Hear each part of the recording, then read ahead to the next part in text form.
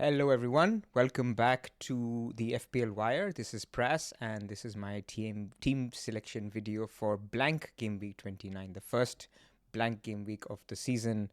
4 teams are blanking because of the Carabao Cup final, and hopefully those of you who've been listening to me regularly have known this for a very long time and are very, very well prepared for it.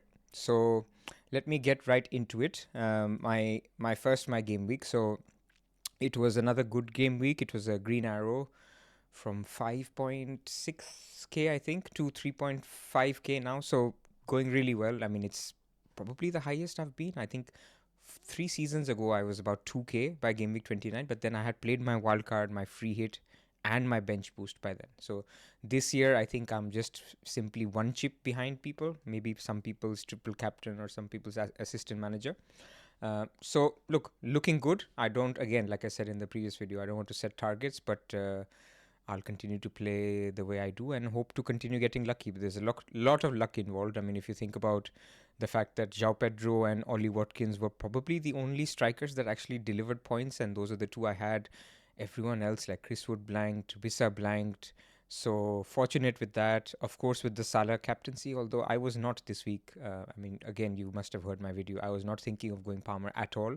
I took my chance the week before and lost out to Salah. But this week with Southampton, turned out to be a good decision. But again, if you captain Palmer, missing a penalty is always bad luck, right? I mean, people will say, no, it was never bad luck going against Salah against Southampton.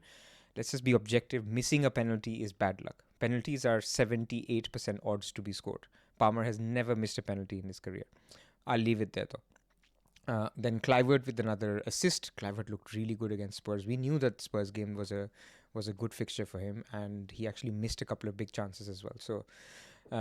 So him, and then obviously Mr. Munoz with a clean sheet. He seems to always deliver points, and very happy to have him coming out of the blank as well. So that's enough about my team for last week. 70 points, happy with that. Crossed 2,000 points, which is actually a nice milestone as well before game week 30. Again, I don't remember if I've done this in the past. But anyway, we move on.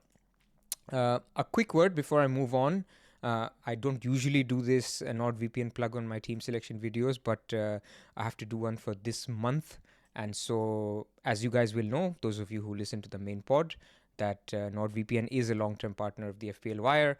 And if you want to basically check out streaming libraries from other countries, if you want to check out content from other countries with NordVPN, you can access content like that, and you can basically widen your library. If you're traveling outside, it's something that, I'll be in India, and if I use NordVPN, for example, I was watching Traitors the other time, not this year, the year before, when I was traveling. So that's something that you could do. With every purchase of the 2-year NordVPN plan, if you use the link which is here down below, which is nordvpn.com/thefplwire, you get an additional 4 months bonus on top. So what it also does is, it also has an efficient anti-malware and anti-spyware protection, and it highlights any attack and deletes it before it makes a mess of your computer. So if you want to grab the deal, as Zoff says this much better than me, but if you want to grab the deal, you can go to nordvpn.com/thefplwire. It's completely risk-free with Nord's 30-day money-back guarantee. And there will be a link in the description in the video as well. Let's go to game week 29 to 31. So those of you who are not on free hit, and I think a lot of the engaged community are in this position, if you're free hitting, it's absolutely fine as well. I've said this in the past, right? Free hits generally are not that important this year, and we'll find more on that after the FA Cup quarterfinals. So if you're on free hit, cool. Like, I'll discuss in this video a free hit draft for you guys as well. But for the non-free hitters, I think you need to have an objective window of 2 to 3 game weeks, or even less, maybe 1 to 3 game weeks. You're basically going to be wildcarding either in game week 30, 31, or 32. 32 is specifically for people who've played their wildcard, or their triple captaincy, sorry. So you could play it in the week that the Newcastle and Crystal Palace double happens. So the teams to target, basically, if I look at just a 2-week horizon, I would say Bournemouth are right up there, Brentford at home and Ipswich at home. Of course, game week 31 is also nice, but away to West Ham is not that great. On the flip side, if it's a 3-week horizon, then I think Wolves are on top because Southampton away, and then you have Ipswich away as well. Although without Cunha, you can argue how good that is, but I think going for an 8 Nouri, even a Strand Larsen, not bad options. Man City's appeal is very high. You can see why people are looking at Haaland this week. Not just for this week, they're looking at the Leicester at home fixture in Game Week 30 as well. So, two very nice fixtures, especially if you're looking at a Game Week 31 wildcard. Man City are a team to target. I don't see West Ham in a lot of teams. I mean, people have Bowen, obviously, but apart from that, it's probably because they have two away games, away to Everton and away to Wolves. And apart from Bowen, there's not really anybody you want. Maybe Wan-Bissaka, but not that appealing. Like I will show you Rob T's graphic on clean sheet odds. Actually, Everton are the highest clean sheet odds this week. A low number, but it's still the highest of a low bunch. And then after that, it's not much. I do like Nottingham Forest. So if this was a 2-week horizon, I think Nottingham Forest would be a lot higher, because away to Ipswich, I think good fixture. Home to Man United, good fixture, right? I mean, they just beat Man City as well. So at home, they're a legit good team. And I think away to Ipswich, they will play their game that suits Nuno, right? They will play sitting back, give Ipswich the ball, let them come. As soon as you get the ball back, make your wingers run. Ilanga, Hudson-Odoi, our friend Gibbs White finds them. They either basically cut back to Chris Wood, or they basically score themselves. I mean, it's like a blueprint that people know, but it's very hard to stop when Forest I think they have the lowest possession in the league, but they're third. So these are the teams that I would target if you're not on a free hit in Game Week 29. And then let's get to Game Week 29 itself. In Game Week 29, I think the first thing to say is, normally when we show this graphic, the teams we highlight look at the teams that are above 2 expected goals, and sometimes you get teams above 3 expected goals, like Liverpool against Southampton last week. There's none of that. There's only 2 teams that have more than 2 expected goals, which is Bournemouth and Man City. This is why the theme of the week is people looking at Evanilson, people looking at Haaland, and that's basically where it's stemming from. It's even worse on the clean sheet side, basically telling you that the games are hard to call, because Everton are the highest clean sheet odds at 36%. Again, remember, 40% is that magic number which you want to have. None of them have it. So you can either have the argument that, cover Everton, double Everton defense, Arsenal defense gives me the highest clean sheet odds. But then you can also have the counter that, if I'm on a free hit, I'm going to take these guys on, because 36 is actually terrible. Like, I would rather take it on with some attacking defenders that can basically get that similar clean sheet odds, like between 29 and 36 is not a huge difference, but then also have the ability to get an assist and basically get you that haul, which probably people on free hit want to make it worthwhile. So in short, not a lot of fixtures that stand out this week. So if people are saying, I don't want to get Haaland this week because Brighton are good, well, you're right, but it's all relative. Like, who else are you going to captain? Are you going to captain Chris Wood? Well, according to odds, Chris Wood or Nottingham Forest are expected to score 1.65 goals as well. It's not a huge upside game as well. Even though it's Ipswich, it's away, and Nottingham Forest don't score too many goals. Similar odds for clean sheets. Like, I think you can be a little bit creative if you wanted to, both with your transfers and other things. And for people not on a free hit, you have to not only think about this week's team, but Game Week 30 team. This is why Haaland is popular, or Guardiola is popular, Bournemouth is popular. The reasons I talked about in the previous slide. Let's get to players. So in terms of projected scorers, I've basically put in red here some of the players of interest. And basically on the left-hand side is the top first 20, and then on the right-hand side is 21st to 40, because it's a large list. People like, Haaland is actually a fair bit higher than anybody else on market odds. So again, it's a relative thing, right? If you can get Haaland this week in some way without breaking your team, and breaking your team for some people means -8s or having to sell Isak and Salah, then maybe you have to reconsider. Or if you still want to, sure, but I'm saying you don't have to do it. If you can do it in a little bit painless manner, I don't see why you wouldn't basically go for a Haaland captain, where he's basically almost 0.2 expected goals clear of the next best choice, with the caveats Brighton are good, right? So that would be the thinking, and then you have a nice player for Game Week 30 as well. Now, here's the problem I have with the Bournemouth guys. So, as you guys know, after this week, there is the international break. Coming right out of the international break is the FA Cup quarterfinal. So, Bournemouth play Man City on a Sunday. Then Bournemouth play Ipswich at home on a Wednesday. And then on the Saturday, they have the next game. What is Bournemouth's next game? It's away to West Ham. So there's not huge amount of travel involved. Of course, the Brentford and Ipswich games are at home. West Ham, London is not far from Bournemouth. So it's not a huge amount of travel, but it's still a Sunday, Wednesday, Saturday turnaround, which basically puts me a little bit off some of their assets Maybe it's not because they don't start, but it could be minutes, right? Evanilson could get a 59th or a 65th minute sub in the Ipswich game, which is not ideal, especially if that game against Man City goes to extra time or something. So that's my little bit of reservation on Bournemouth. I think Clivert is also slightly at risk, a bit like Evanilson. Like, I think he should start, but minutes could be restricted, especially for that Ipswich at home game. Like, I repeat, for game week 29, I think all of them are fine. But it's basically the game week 30, the Ipswich at home, that I want from them. So I think the safest Bournemouth attacker, and people won't like to hear this, is Semenyo. Like, his numbers will be lower than the others, but his minutes will be the safest. So that's a little bit on Bournemouth. I think in terms of other strikers, like Raul Jimenez is great, but then his fixture coming out of game week 30 or coming out of game week 29 is not great in game week 30. Strand Larson is fine, but without Cunha, do you want to back them? So I think Chris Wood becomes the natural alternative if you don't have him, as the second best pick. And I think Evanilson is the third best pick. Better for those of you who really need the cash. I think he's got good goal scoring odds. Home to West Ham, but again, he's going into Liverpool away in game week 30. So that's in the top 10. I think those are the guys. I wouldn't touch a Solanke or anybody else. I think it's risky with Spurs playing in Europe tonight. Then it gets to Bruno Fernandes, scored a hat-trick tonight, 2 penalties, but the other goal that he took, very well taken. He's capable of that. And there's a reason why, I have a love-hate relationship with him in FPL, otherwise I love him. Because he is capable of these things. And then, when I buy him, he gets a red card, misses one game, then he blanks for 2 games. But that's FPL. But I think for people who have him or can't get to him, I think he's a great pick against Leicester. And I think one thing to note is tonight, he started with Casemiro, and they played Garnacho and Xerxes in the 10s. But I think because Xerxes and Garnacho played the whole game, or not the whole game, but they played the game, you could see a scenario in which you have either Collier or Ugarte starting alongside Eriksen, and then basically Bruno plays in the 10. Now, Eriksen and Bruno swap a lot, right? Eriksen also spends some time in the 10. But it's only good. It's only better. So I could see basically saying that Bruno could be probably the second best captain after Haaland this week, and then Wood is basically a close third.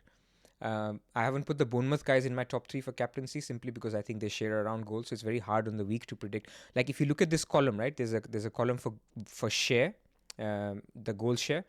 You see why you like picks that are over 30%, like 1 in 3 goals. Like Haaland scores 36% of all goals that Man City scores.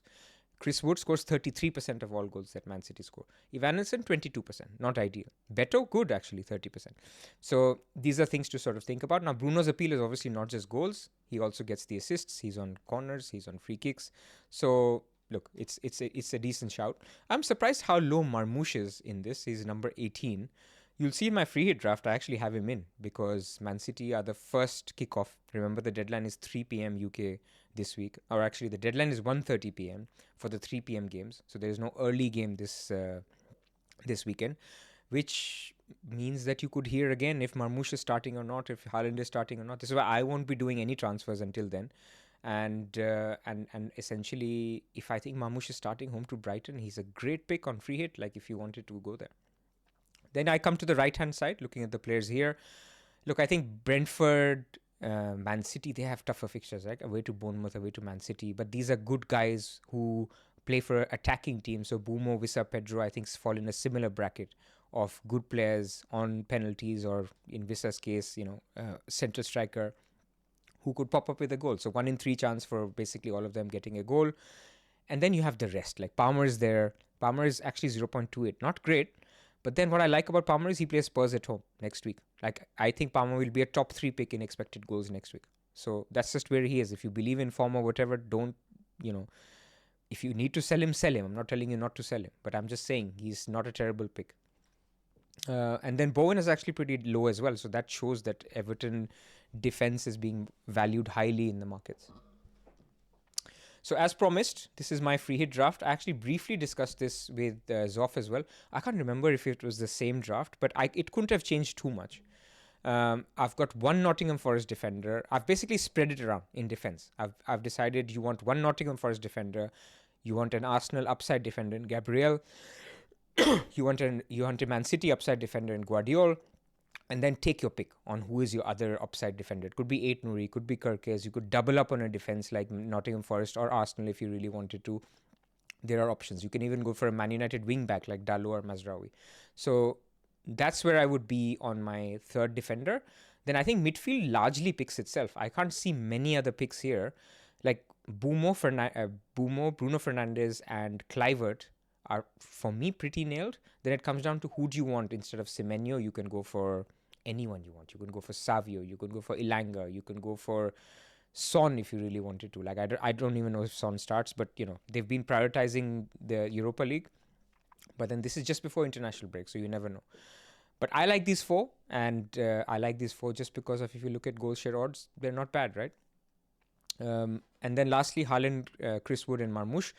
If Marmoush is not starting, or if you don't hear any news, then play it safe. Get Ivan Nilsson, and instead of Kirkes, get Eight Nouri or somebody else. So this is my thought in terms of free hit. I don't think 1 week variance is too high for me to be prescriptive about any pick here that is essential. Like I think on free hit you can be a little bit creative. You can look at the market odds. You can look at your own conviction on players. You can look at double ups in defense. You can look at triple ups in attack if you wanted to, double ups in attacks. It's your choice. I think free hit is that week where go with a little bit of what your risk threshold is. Do you want to take on Chris Wood? Do you want to take on Nottingham Forest defense? Do you want to take on Haaland captaincy? Or do you want to play it a little bit of a mix where you are secure in some places, but you're also attacking in others? Excuse me. So coming to my team, I have got Pickford in goal, and I've got Mikalenko starting. So double Everton defense, and looking at their clean sheet odds, not too bad, right? I've got Gabriel, and again, second highest clean sheet odds, not too bad. And then at the moment, I've got Greaves starting. In midfield, I've got Bumo and Kluivert, which I recommended on free hit as well. But then the other two are a little bit iffy. Palmer away to Arsenal, and Dango, I don't even know if he starts. And then João Pedro is also not ideal, but I think he's fine as well. So that's what I have at the moment. And then basically Watkins doesn't play, Isak doesn't play, Salah doesn't play, Munoz doesn't play, and Trent is injured. So with 3 free transfers, the thinking is I will 100% be getting Haaland, and Haaland will be captain. So there is no doubt in my mind, unless there's anything in the press conference tomorrow, that I will be doing that. Does everyone need to do that? No. It's just because I have 3 free transfers. I have not made any transfers, by the way, since that very infamous -8. The team is the same. The money has basically just come from Slot once I sold him. Slot became our friend. Who's our friend? I can't believe I forgot the guy's name. Glasner. And then obviously it came into my bank account after that. So that's still the same team that I took for the -8 for. I have 3 free transfers and 1.7 million in the bank. So last week I had shown some paths to you. These are the same. I've simply added a new one, which is the third one. And let me read it out again. So this goes from order of preference. The ones I've grayed out, I've basically ruled out. I'm not going to be doing those. And the simple reason is the ones in gray either need a hit, or it relies on Dango to start and Greaves to start, which I'm not really keen to do.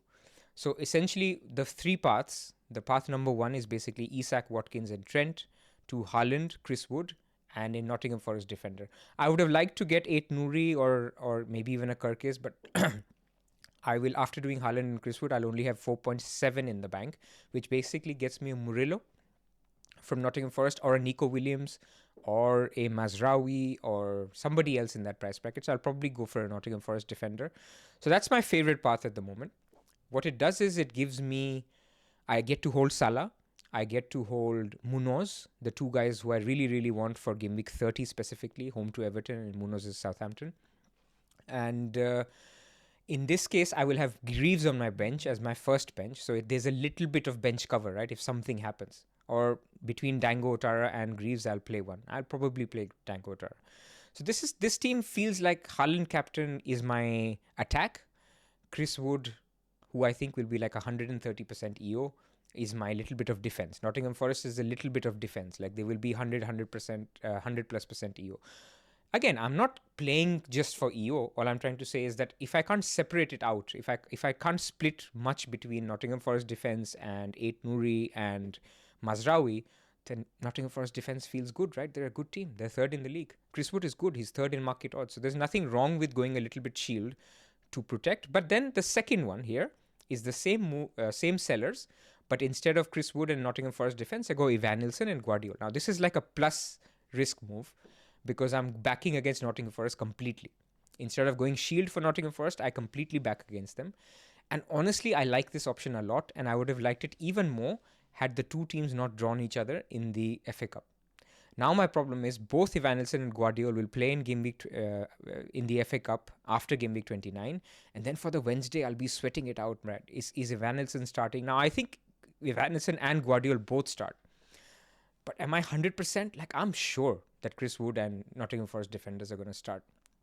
And at a time when the bench is thin, right? I'll have Greaves on the bench. I'll have Everton's Mikolenko on the bench, who's playing Liverpool, and then I have Dango Tara on the bench. I have nothing, so it's why I'm leaning more towards the first option, which is not just because it's safe. It's because it's just minutes safe and it's EO safe. And then I have enough players in my team. Double Everton defense is a nice differential to free hitters. I think Palmer is a nice differential to free hitters.